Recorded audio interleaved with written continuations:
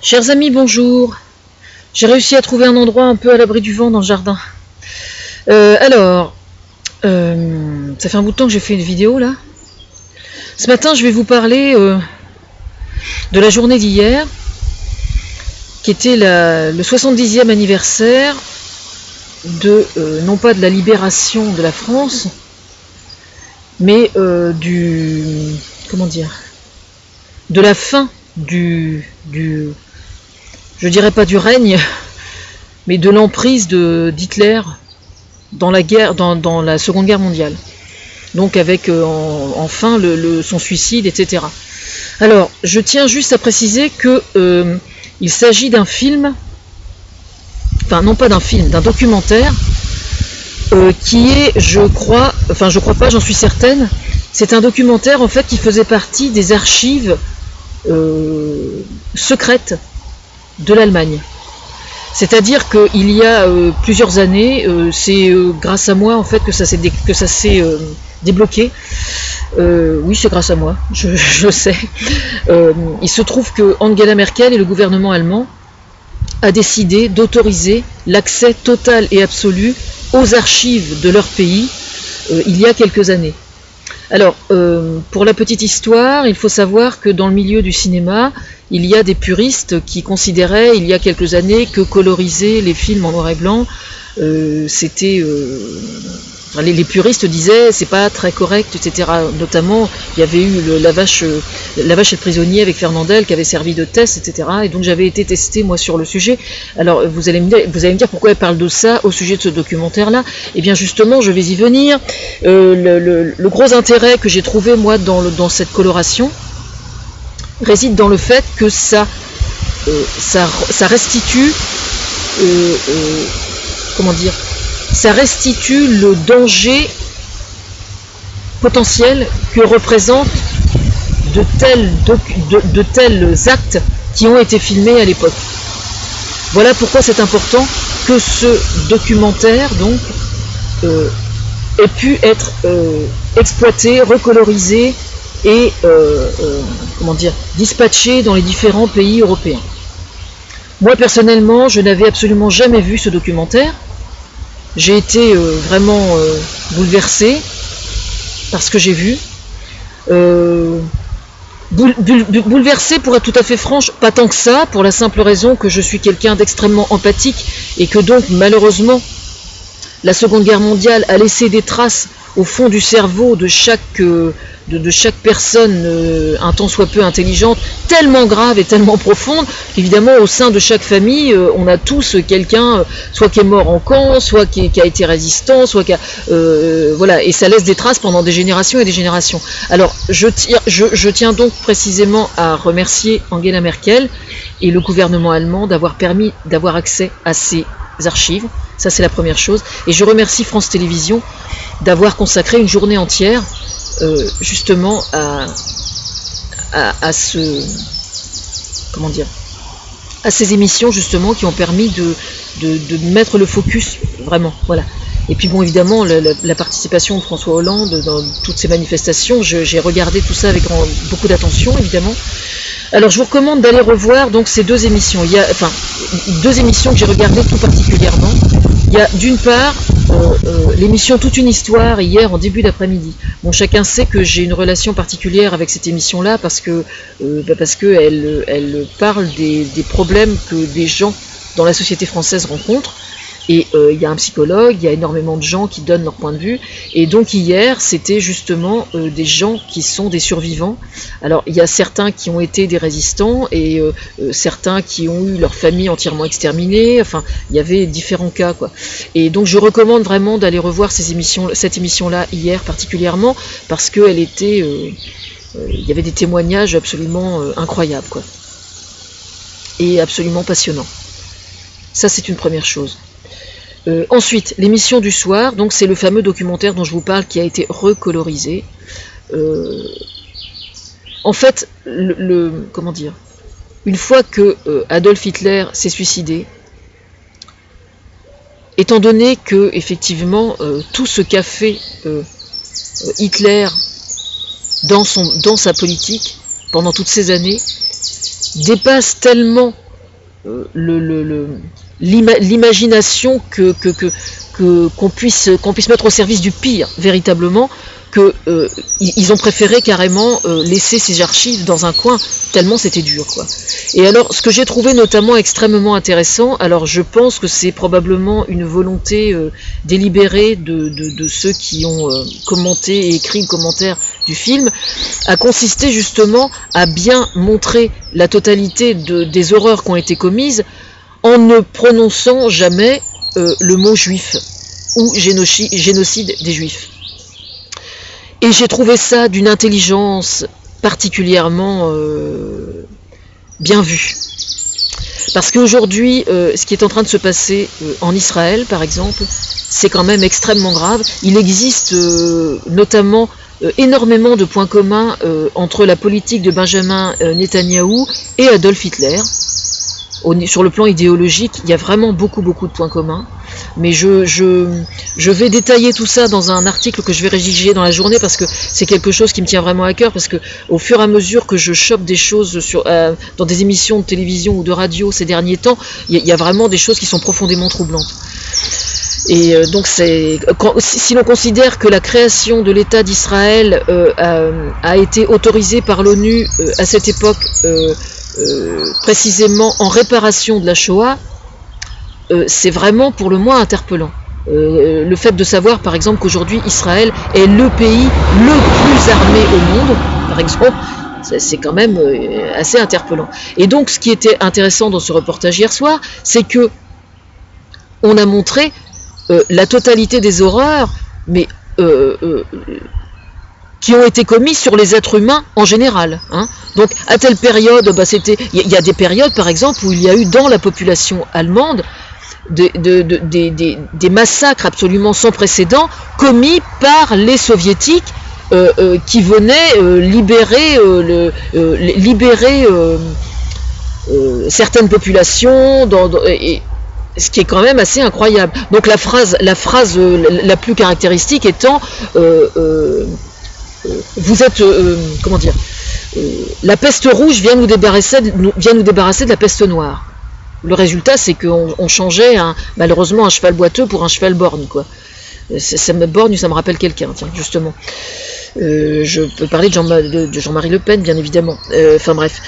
Toujours est-il que moi, donc, ce que j'ai trouvé extrêmement interpellant dans ce documentaire, hormis malheureusement les images absolument terrifiantes, c'est de voir la carte de l'Europe avec justement l'évolution comment dire, la façon dont la Russie d'un côté et dont les Américains et les Anglais par la Manche finissent par prendre en étau en fait l'Allemagne pour tenter justement de gagner la guerre. Voilà. Et ce que j'ai trouvé vraiment, moi, ce qui m'a vraiment énormément surprise, parce que c'est quelque chose c'est un aspect qu'on ne voit pas du tout, relativement à l'image qu'on a de la Seconde Guerre mondiale. Moi, parce qu'on m'a raconté par mes parents, par exemple, c'est quelque chose qu'on ne voyait absolument pas. C'est-à-dire que quand on parle de la libération de Paris et de la libération de la France, par exemple, on a le sentiment que quelques heures avant la libération de Paris, on a entendu parler que les troupes américaines et anglaises, etc., arrivent. Mais on ne réalise pas à quel point c'est complexe au niveau de la chronologie aussi. Et ce que j'ai trouvé vraiment extrêmement interpellant dans ce documentaire-là, on voit par exemple qu'il y a énormément de gradés sous Adolf Hitler, les mois et même les années avant que lui se suicide, il y a des gradés allemands qui ont essayé de l'arrêter, par exemple, hein, et qui ont été jugés, et puis un quart d'heure après, fusillés. Qui est quand même, c'est quelque chose qu'on ne sait absolument pas. Chez les Allemands, par exemple, une fois qu'Adolf Hitler s'est suicidé, il y a eu une vague de suicides chez les Allemands absolument sans précédent. Et donc on voit dans toutes les maisons les gens qui sont suicidés, qui sont chez eux. Voilà. Et le mec, il a filmé tout ça. Enfin, il y a vraiment plein d'aspects de la fin de la Seconde Guerre mondiale qui sont révélés dans ce documentaire-là que moi personnellement je connaissais absolument pas. Voilà. Voilà. Et ça, je trouve ça vraiment extrêmement interpellant et extrêmement intéressant. Alors, il faut quand même pas oublier que Adolf Hitler est arrivé au pouvoir de façon démocratique. Hein. C'est-à-dire que Adolf Hitler n'a pas pris le pouvoir par les armes. Adolf Hitler est arrivé au pouvoir élu démocratiquement dans son pays. Voilà. Et ça, c'est extrêmement intéressant, parce que justement, au fur et à mesure du déroulement du documentaire, on réalise justement que le peuple allemand le déifie littéralement, le vénère comme un dieu. On était très exactement dans le même processus psychologique que l'emprise au sein d'une secte, par exemple, hein, ou d'un mouvement sectaire, comme le fait très exactement actuellement le djihad. Le djihad et l'État islamique. C'est exactement le même schéma, le même fonctionnement, la même mécanique. C'est exactement pareil. Et ça, c'est extrêmement interpellant. Alors j'ai vu notamment, il y a quelques jours, un documentaire sur lequel je reviendrai au sujet de la communauté, de l'association de catholiques français qui sont allés rendre visite à Bachar el-Assad en Syrie pour venir soutenir la communauté catholique syrienne.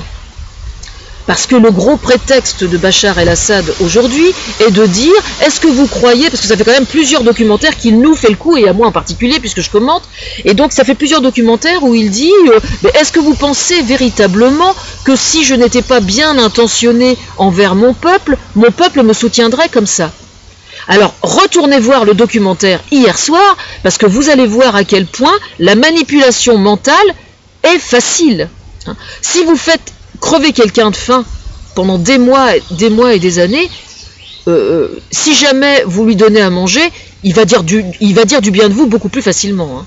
Voilà. Alors ce documentaire en particulier, je vais retravailler dessus de façon beaucoup plus détaillée parce que j'ai bien plus de choses que ça à en dire, notamment relativement à la diplomatie parallèle, par exemple, qui est une notion extrêmement interpellante. Mais je vais y revenir, on va essayer de pas trop mélanger les choses. Mais ce que je veux dire par là, c'est que quand on voit les images de cette communauté dans ce documentaire au sujet de Bachar el-Assad et que vous voyez une vie quasiment normale, tout le monde sait pertinemment, bien évidemment, que les endroits ont été entièrement choisis, hein, et pour cause, pour montrer l'image d'une Syrie tout à fait correcte, etc. On montre les églises qui ont été abattues. Certes, c'est un problème que les églises aient été tombées, c'est vrai. Mais ce qui est quand même le plus important, ce sont les gens qui étaient à l'intérieur. Et les gens qui étaient à l'intérieur des églises, ils ont exactement le même prix et le même poids et la même valeur que n'importe quel musulman, que n'importe quel juif, que n'importe quel catholique, que n'importe qui n'est pas croyant. Hein. Ce qui fait la valeur d'un individu, ça n'est pas sa religion. Un individu est capable de penser, est capable d'avoir une personnalité en dehors de la religion. Hein. Alors ce documentaire, je vais retravailler dessus, soyez sans crainte. Mais toujours est-il que moi, de toute façon, j'étais en train de commenter sur Skype avec Thomas, en regardant le documentaire. Au début du documentaire, quand je les ai vus dans le car en train de faire leur petit numéro, là, avec ce mec de l'UMP, bien évidemment, un copain à Sarkozy, je suppose, et donc il était en train de faire son numéro, je dis à Thomas, mais je lui dis, ils sont tellement cons qu'ils ont même pas vu qu'ils allaient être manipulés par Bachar el-Assad. Ce qui est d'une telle évidence, ah ben ça, il n'y a pas de problème, c'est tout de suite arrivé tel que c'était prévu, bien sûr. Voilà. Hein. Alors, la manipulation par le biais de l'image et des médias, Hitler la pratiquait déjà. Et puis Bachar el-Assad continue exactement pareil. Hein. Voilà. En fait, on va schématiser un peu comme ça. Voilà. Alors, ce qui est très intéressant quand même d'observer, c'est que ce documentaire-là, justement, montre la Seconde Guerre mondiale sur le plan européen. Et ça, c'est vraiment, j'ai trouvé ça vraiment extrêmement intéressant. C'est-à-dire qu'il y avait une vue vraiment globale de la situation. Et ça, cette vue globale, cette vue européenne de la Seconde Guerre mondiale, bon, je le savais bien évidemment, mais je ne le voyais pas de façon aussi précise que ça. Notamment, j'ai été évidemment particulièrement attentive à ce qui se passait en Pologne, parce que moi, c'est l'époque en fait où mon ancienne belle-mère est arrivée, a fui la Pologne pour venir travailler en France, dans le nord de la France, dans les fermes, etc. Bon, elle est restée en France, elle est arrivée à l'âge de 14 ans. Maintenant, je comprends ce qu'elle a fui. Je comprends ce que ses parents et elle ont fui quand ils sont arrivés en France. Voilà. Et donc en fait, Staline a tout simplement massacré absolument tout le monde, rasé la totalité des villes, dans le seul et unique but d'installer les communistes polonais au pouvoir. C'est expliqué noir sur blanc dans le documentaire. Voilà. Alors évidemment, après, Vladimir Poutine s'étonne qu'aujourd'hui, on n'est pas en train de le regarder. Ben non, je suis désolé, Vladimir Poutine n'assume absolument pas cette part noire de son histoire. Le jour où Vladimir Poutine aura l'intelligence d'Angela Merkel, on commencera déjà à le regarder avec un peu plus de considération. Là, le fait que Angela Merkel et que le gouvernement allemand aient eu le courage de vraiment délivrer, parce que attendez, c'était hallucinant, parce que sur le coup, ils ont montré les images des Allemands qui habitaient dans les zones d'Auschwitz, etc. Et donc, quand ces camps ont été libérés, ils ont imposé aux populations qui étaient géographiquement pas très loin, de venir voir les camps. Tellement c'était incroyable. Alors les fours crématoires, là j'ai vu que Jean-Marie Le Pen appelle Jeanne au secours, ce qui est franchement comique, donc j'ai mis sous la vidéo, bouge pas j'arrive, enfin, bouge pas j'arrive. Donc les détails en question des fours crématoires, les détails on les voit bien là dans le documentaire hier, il y avait des beaux détails là, on les a vus les détails là, il n'y a pas de problème. Les tas absolument considérables de cadavres qu'on pousse avec des tractopelles, on les a vus les détails là. J'espère que Jean-Marie Le Pen avait le seul œil qu'il a bien droit devant l'écran là, parce que franchement les détails on les a bien vus là. Je trouve complètement hallucinant moi qu'il puisse se trouver des gens aujourd'hui qui puissent nier encore aujourd'hui en 2005 que les chambres à gaz aient existé. Ça dépasse l'entendement pour moi quoi, vraiment c'est juste hallucinant. Alors pour mémoire, pour ceux qui ne sauraient pas encore, il y a un oncle de mon père qui est mort à Auschwitz aussi, qui n'était pas juif, c'est pour ça que je dis, il n'y a pas que les juifs qui sont morts dans les camps, et en fait il vendait l'humanité sur le marché de Barentin, et il a été dénoncé par quelqu'un de Barentin, et donc il a été interné au camp d'Auschwitz, et il est mort là-bas. Voilà. En Europe, il n'y a pas que les juifs qui ont été exterminés. La moindre personne qui avait la prétention de parler, qui avait la prétention de penser, il y a énormément de gens qui n'étaient absolument pas amenés à être victimes en quoi que ce soit d'Adolf Hitler, qui étaient dans une telle souffrance qu'ils ne souhaitaient qu'une chose, c'était mourir, tellement ils étaient rongés par la honte. Voilà aussi la vérité, une des vérités de la Seconde Guerre mondiale. Voilà. Alors moi je vous recommande notamment, j'ai beaucoup aimé toute une histoire, cette femme âgée maintenant, d'une intelligence et d'une... j'ai pas la mémoire des noms, c'est terrible, mais je vais mettre le lien sous la vidéo. J'ai trouvé ça... oui, elle s'appelle Jeanne, non, elle s'appelle Anne. Extraordinaire. Alors j'ai beaucoup aimé notamment quand elle a dit, elle a expliqué justement à un moment que le danger c'était le nationalisme. Alors c'est très interpellant quand on voit justement les élections qu'il y a eu hier en Grande-Bretagne et David Cameron donc qui a fait un bon score, mais mine de rien la princesse au petit pois a fait son travail, c'est-à-dire que les autonomistes écossais qui eux sont pro-européens parce qu'ils sont beaucoup plus subtils que M. Cameron et que bien des Anglais visiblement. Aujourd'hui, certains Anglais se demandent si l'Europe, en général, ils sont plutôt contre l'Europe.